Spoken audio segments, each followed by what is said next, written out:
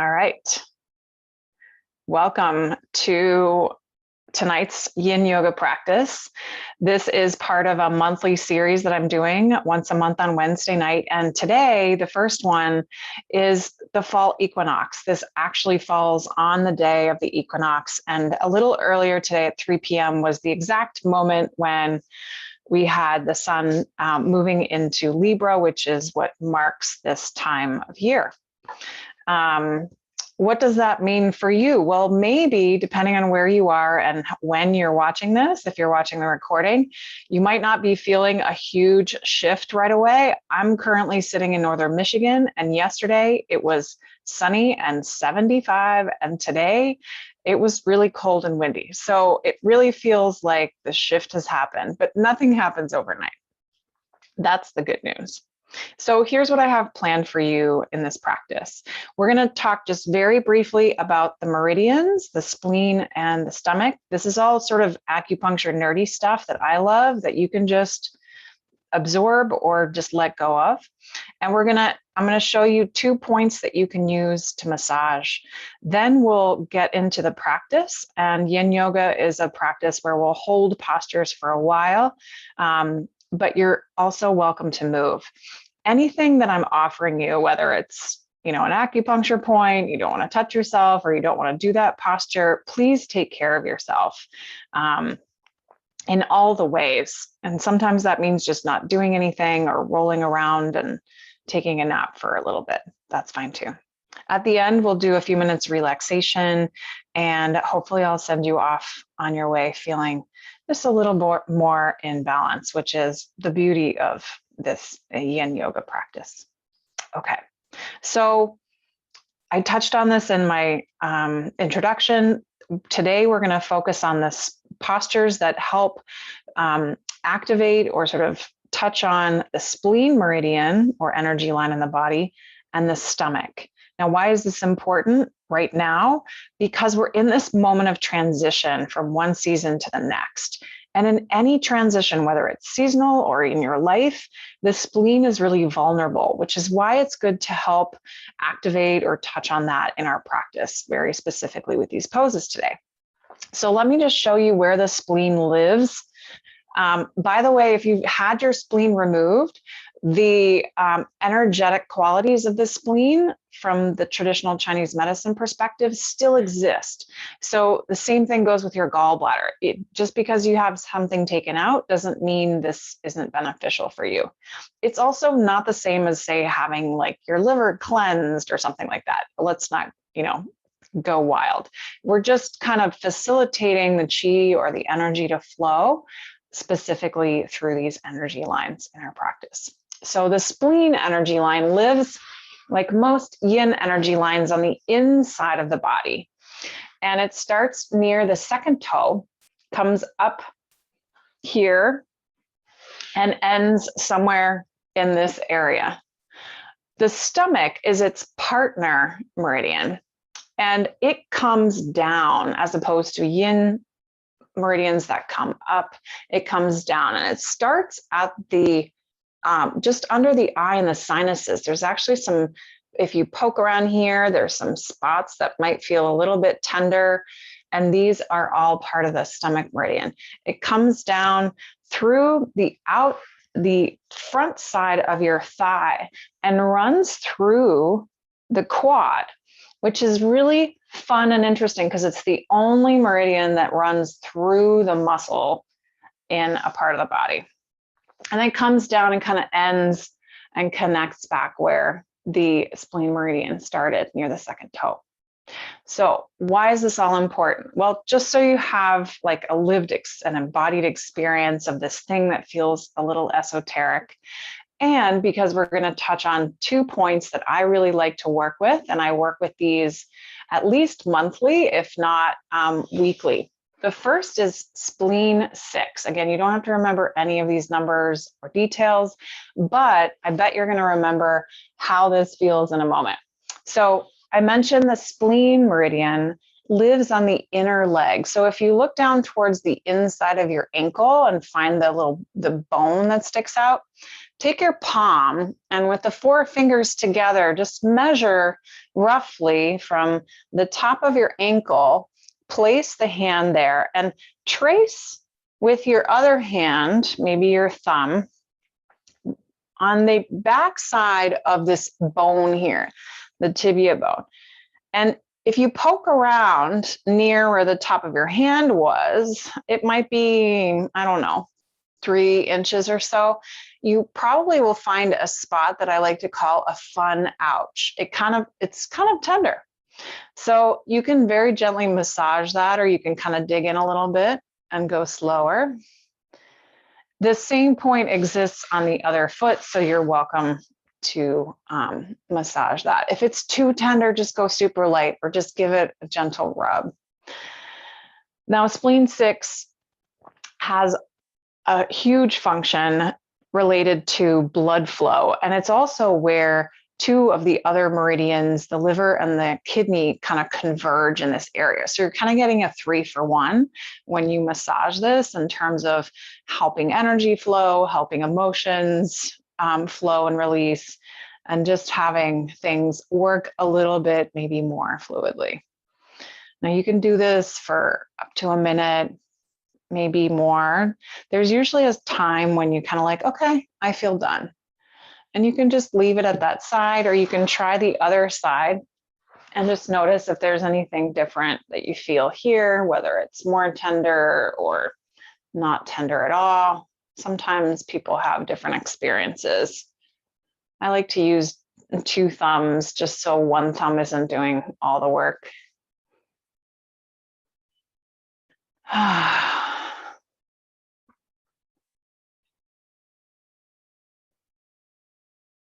The spleen is in charge of transporting blood throughout the body and to the extremities in particular.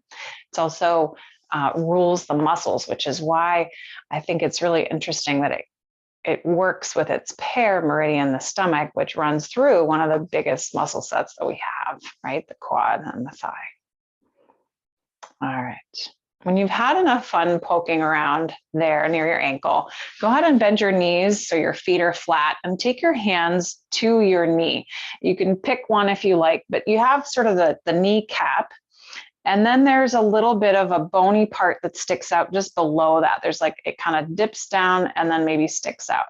Now from there, go sideways around to the outside of your knee. If you were to measure it from the kneecap area, it would be maybe another hand down. And just below that, there's a little pokey bit off to the side. It's kind of 2 fingers length down from there. And usually with acupuncture points, there's a little bit of a dip that you can sense. And if you poke in there, that is stomach 36. Also known as leg 3 mile. Why? Because back in the day, the Chinese soldiers used to walk everywhere because there were no wheels. Wheels had not been invented yet. And when they would get tired, they would massage this point and it would let them walk another 3 miles. So it's really great for fatigue, especially in the legs, but just in general. So you could massage that. You could do one on each side with each hand if you like. Or if you'd rather just gently kind of bump it, make a fist, and with the outside of your hand, you can kind of activate it that way. Sort of whatever. Here, there's a little less tenderness for me if I do it this way, so you can choose.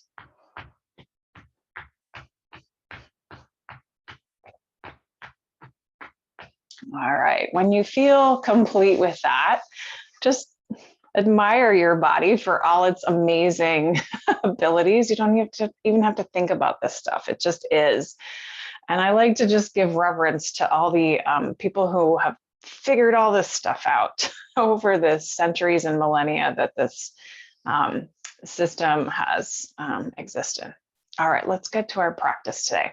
So with most yin yoga practices, because the yin meridians, including the spleen, live on the inner legs, we tend to start with a position that opens the inner thighs. Now you could start here in a very simple butterfly shape, especially if you feel like you still want to be seated. Otherwise, you might start in a wide-kneed child's pose. Now it's up to you how wide you take it.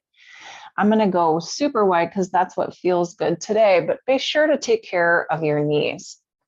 Depending on where you're sitting and how you're sitting, it's going to affect how your knees, ankles, and hips feel about this shape. So it doesn't matter to me, but it may matter a lot to you. So take a few moments to find a shape that feels like the right one for now. And we're going to hang out in it for a little bit. You'll see me using a timer just to keep myself honest. This is mostly because when we get to some of the later postures and we do each side, this one we won't need to do the other side, right? We tend to feel more on the second side sooner. So I just want to be honest about how much time we're spending on each side of the posture. So once you've found your shape, see if you can support yourself in a way that you can relax into it. Now, if you're in more of this tadpole frog-like wide-kneed child's pose, you might rest your head on your hands in some way that feels good, or if even closer to the floor. Notice if your shoulders are feeling a little crunched up close to your ears. And if it feels safe, maybe just let them drop.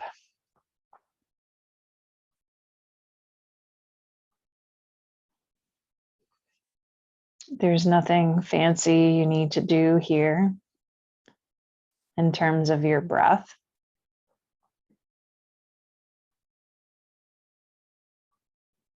And it can be interesting to pay attention to your breath. You could even use it almost like a meditation, noticing all the sensations that are part of your present experience.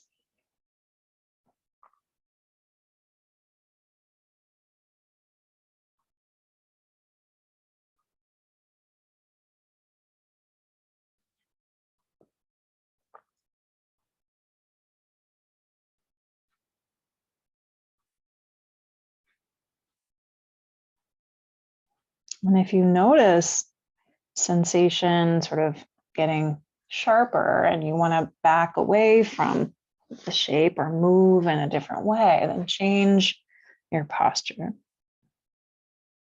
You could also change it if you feel like there's more space to move into a slightly wider shape.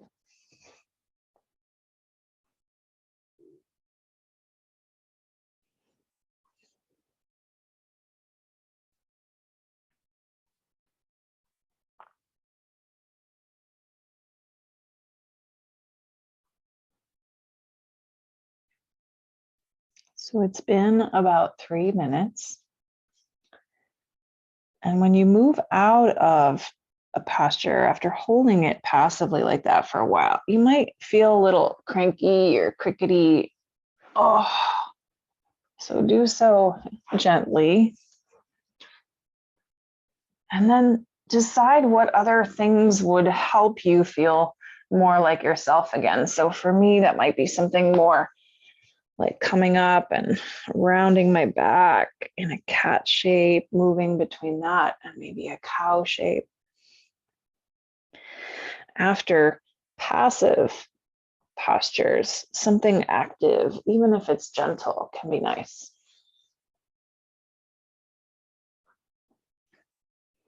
You might even stretch your legs out behind you or go as far as stretching yourself up in a downward facing dog shape.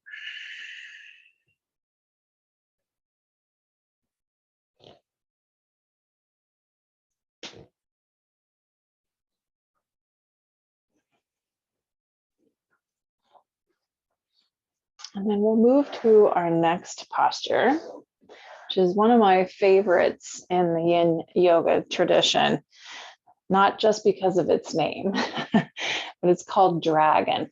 It's essentially a low to the ground lunge. So step any foot forward, doesn't matter which one. We'll do both sides. I promised to use the clock here. And I like to start up a little taller so that I can get my bearings and maybe wiggle around a bit, rock back and forth, maybe move my foot or my knee around on the mat and see as I shift my weight forward into this posture, where do I want to stop to hang out? And when I stop, I want to be able to relax. So for some people, or on one side of the body, maybe you may be able to go much further forward until your body tells you when to stop. And holding on to your thigh with your hands can be nice, but then see if you're able to relax the arms still. I like to bring my elbows down onto my knee or even hold my head up sometimes. Now, if you get a little wobbly when that happens, try a few things here. You could widen your stance, right? You could go wider on your mat, or if instead of pointing your toes on the ground straight forward, turn them out at a slight angle to open up the leg a little bit and see if that feels any different. If you don't like it, you can undo it, change it up. Now you're more than welcome to bring the hands down to the floor. Sometimes even resting the chest on the thigh can feel nice. And this is where if you do have some blocks at home, they can just make that a little more easeful for you. I'll show you what that might look like.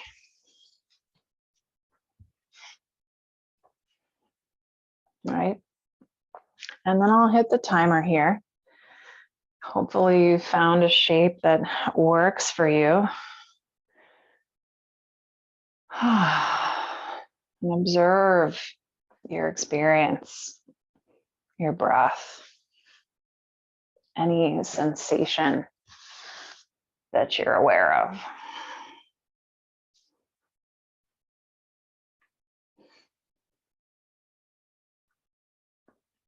Notice the signs of life, not just the breath, but maybe areas of the body that feel warm, blood flowing, heart beating, mind moving.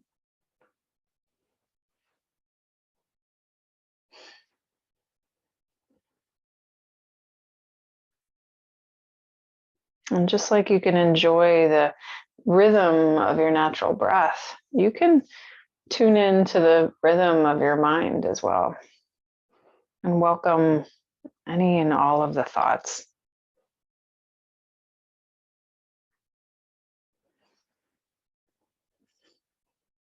We're about halfway there on this side. And that's not to say that you can't. You have to stay stuck here, right? You can't move.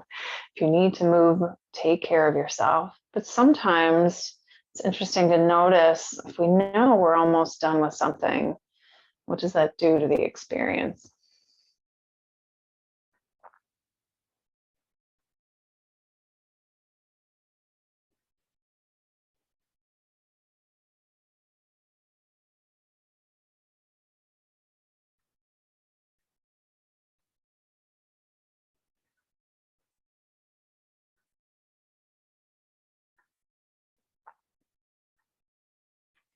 This is usually the point where people realize that yin yoga is not the same as gentle yoga.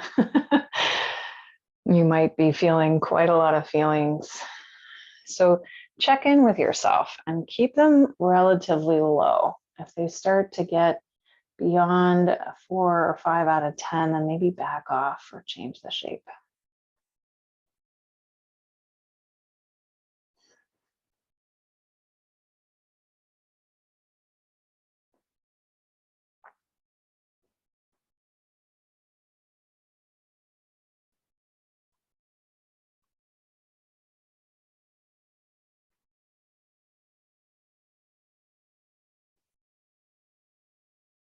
All right, be very gentle with yourself and help yourself out of the shape and into perhaps a counter stretch. If you're comfortable staying up on your knee, simply straighten the one that was bent, the one that was in front. And this stretch now on the back of the leg might feel like a welcome counter posture. And if that feels good, stay there for a little bit or move around. Maybe you reunite the legs. Sway the hips, or if you feel so inclined, press up into downward dog for something a little more active. You could also, I'm noticing feelings on the other side, not the leg that was in front, but the one that was behind, right? Which is part of the point. Hopefully you got some stretchy sensations through the quad, which is where the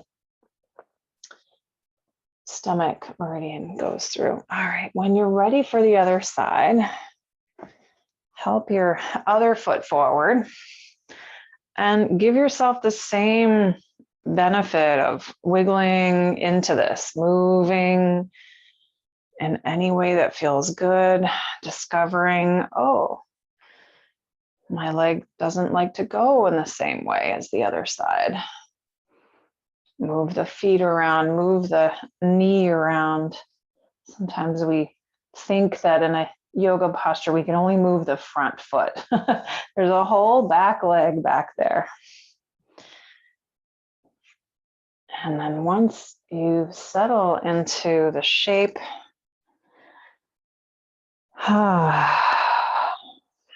see if you can make friends with gravity.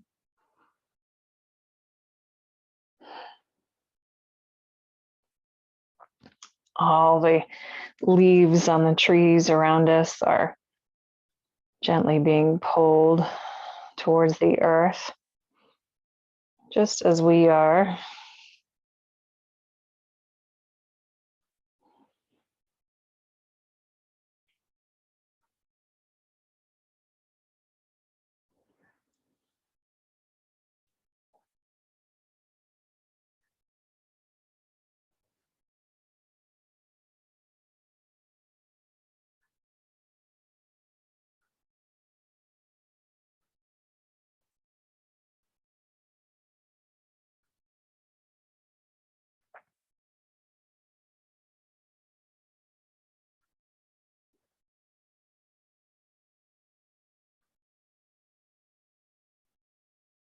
Notice the effect of time on your experience,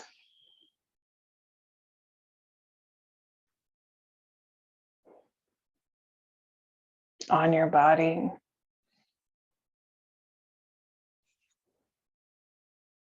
And know that you're about halfway there, a little more than that. Again, feel free to move or adjust the shape in any way at any time.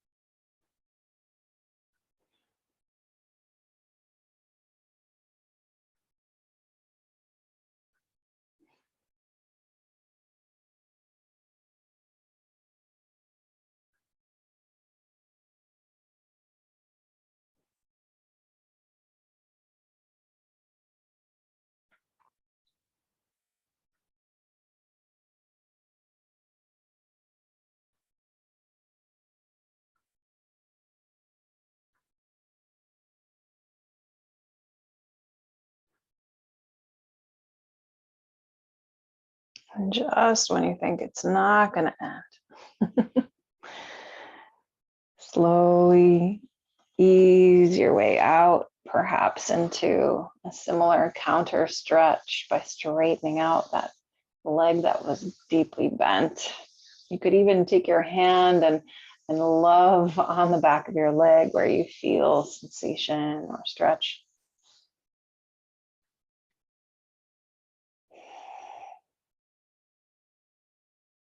And then move in any other ways that feel like they're going to make things right again. Notice if there's some achiness and see what could I do to let that achiness move out.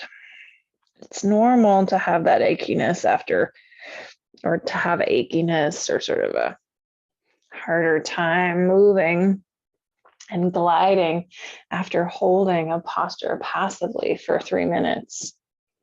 As long as it sort of dissipates within about a minute or two after the posture, then you know you've got just about the right amount of pressure in the shape. If it lingers or comes back to greet you tomorrow morning, then you know perhaps you went a little bit too far. All right, so for this next posture, make your way down onto the belly. I'm just going to adjust the camera angle a little bit here. Our next posture together is Sphinx pose. But you might like spending a moment on the belly, resting down. Just acknowledge what it feels like to have the belly and the chest on the ground. And then perhaps prop yourself up onto your elbows. And when you do so initially, I like to kind of wiggle my legs and my bum side to side just to let go of any tightness or holding in those areas of my body. And then you can decide, do you want to stay upright or do you want to kind of sink into the shoulders or maybe even let your chin hang down? If that doesn't feel great, feel free to try supporting the head in any number of ways. And if you're here and you find today or some days, it just feels like too much of an arch, then change the shape, walk the elbows forward slightly, get a little closer to the ground. Some of you may actually want to change the shape in the opposite direction. We call it seal pose, when you straighten the arms and lift the chest up even higher. Again, it looks more intense, but perhaps it feels better for your body. Find a spot that you can be in. We'll be in this one for just 2 minutes. Here, it's even more important that you check in with the amount of sensation you're feeling and keep it super low, like a 2 or 3 on a scale of 1 to 10. And by sensation, you might be feeling like a dull ache in your low back, for example. So make sure it's super dull.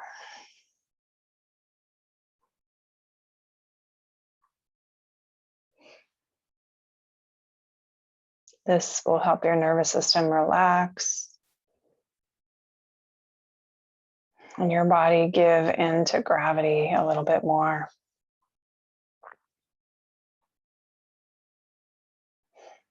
You're halfway there.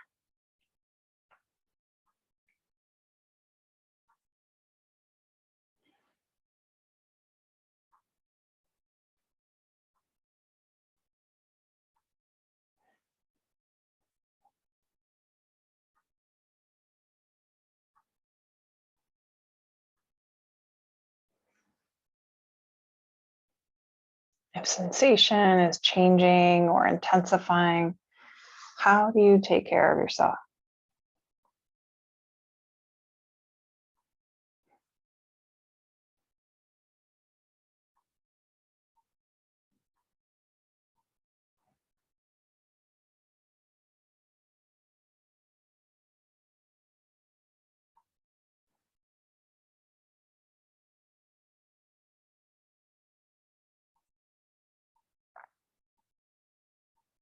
And then slowly inch your way closer to the floor.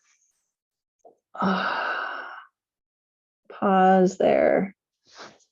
Maybe wiggling your bum and your legs again, or even swishing the feet in the air from side to side like windshield wipers.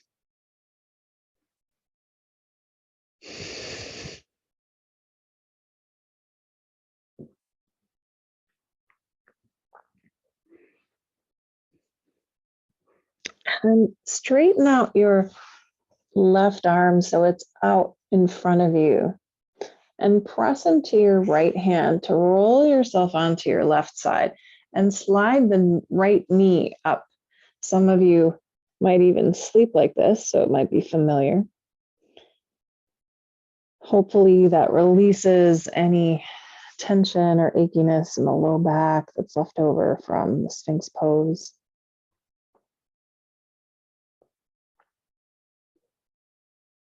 I like to call this lazy lizard.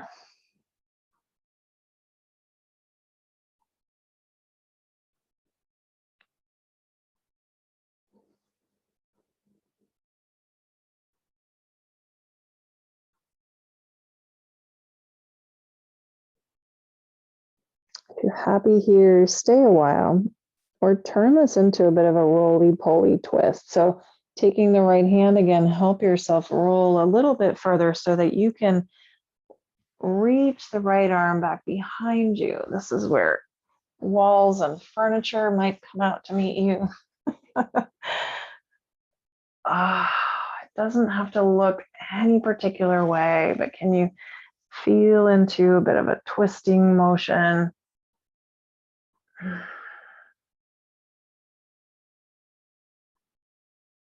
You can have the arm that's reaching sort of bent or straight. For most of you, it will not get to the floor unless you roll all the way over, which is absolutely possible.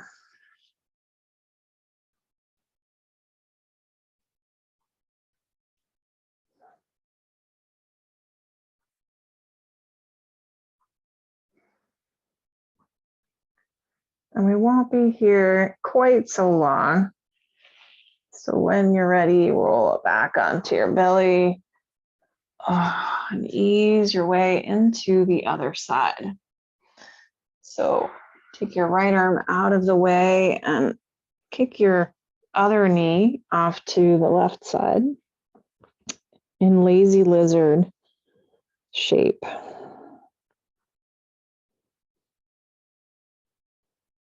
Sometimes the knee initially kind of slides. See if you can let it rest somewhere.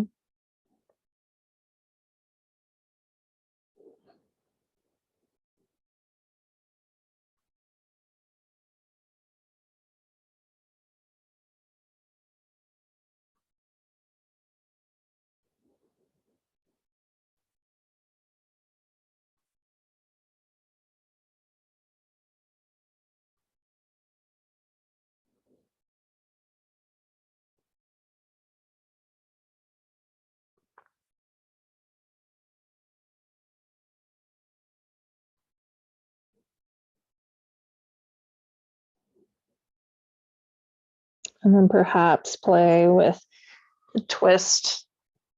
Let yourself roll further to the left, maybe reach the arm.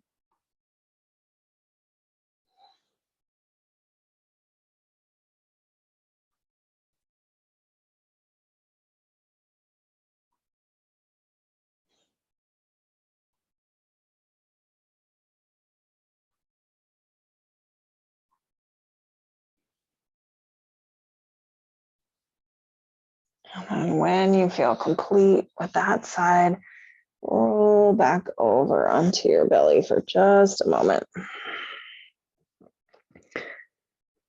Take in the experience that you're feeling in your body, your mind, and your heart.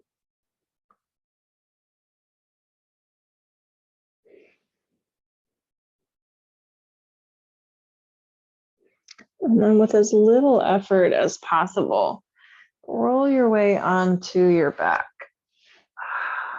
Scooch around and draw the knees in towards the chest. Feel free to take them a little wider. You might feel good rocking side to side or draw circles with the knees in the air. That can feel like a nice massage on the low back.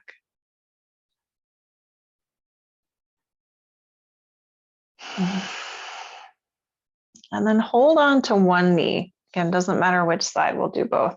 And extend the opposite leg out for sort of a wind relieving shape.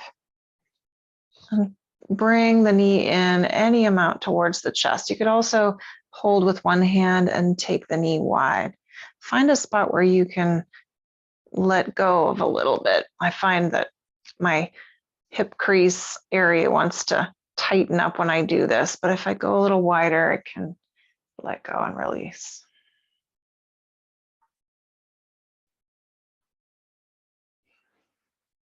Spend just a few moments here.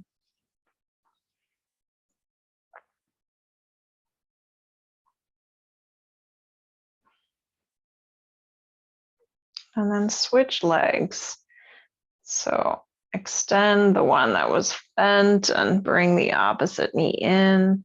Again, you decide how close and at what angle.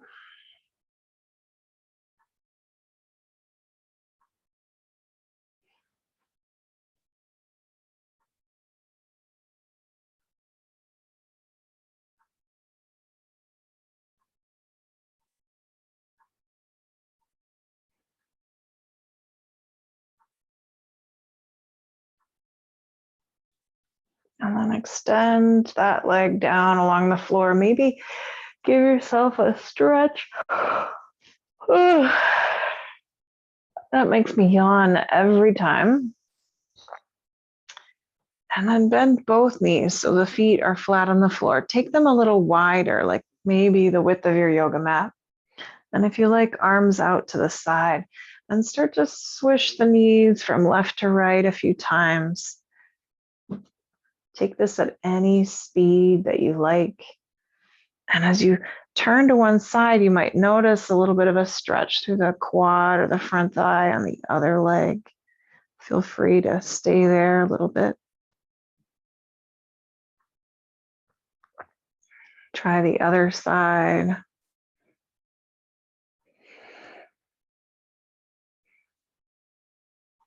And go a few more times back and forth, or if there's some other movement that you'd like, maybe another squeeze the knees, circles to massage your back. And then set yourself up for a few moments of relaxation. You could return the feet flat to the floor in what we call constructive rest. It's a nice place to have one hand on the belly, the other on the heart. You could take up space and extend the legs if that feels okay in your low back. Or maybe even reclined butterfly pose with the soles of the feet together and the knees wide.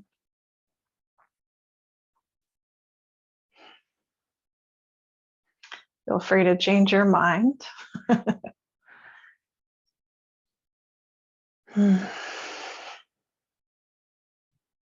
Notice what it feels like to have the back against the earth.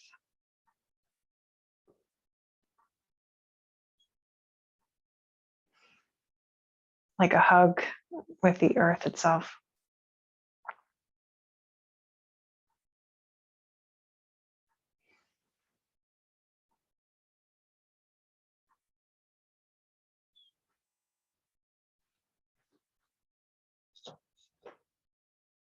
This time of year gleans so much abundance in the fields to harvest.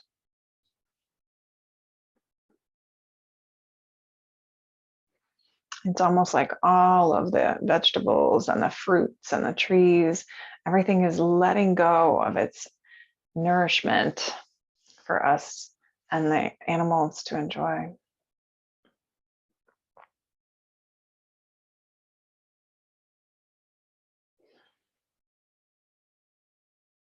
It is this giving and receiving, this constant exchange with the earth with which we're in relationship.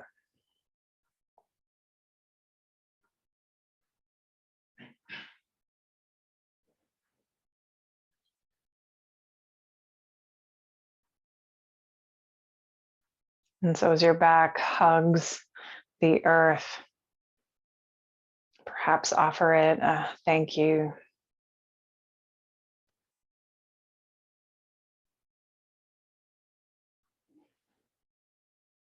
And receive its hug back.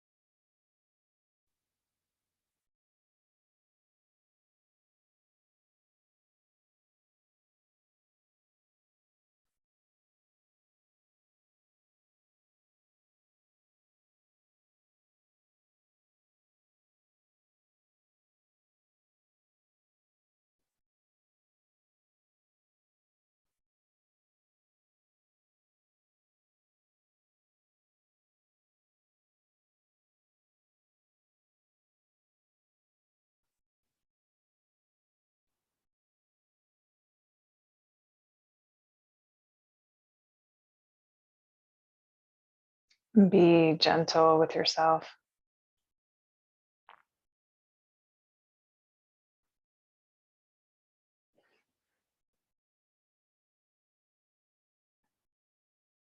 Perhaps stretch on the ground. Put your hands, sweep and touch the earth and your thank you. As you feel ready, roll to one side. Pause there for a moment, curled up.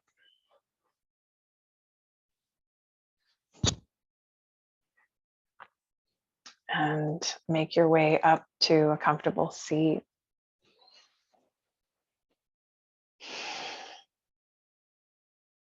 Notice what it feels like now to balance on the earth, sitting in your balanced self. Remember, balance is really an ing. It's a balancing. It's a constant thing. I wish you a wonderful fall equinox. I hope you get outside and collect something from nature just to mark and celebrate this time of year and bring a little piece of the outside in. And I thank you so much for joining me for this practice. I hope you have a lovely rest of your day.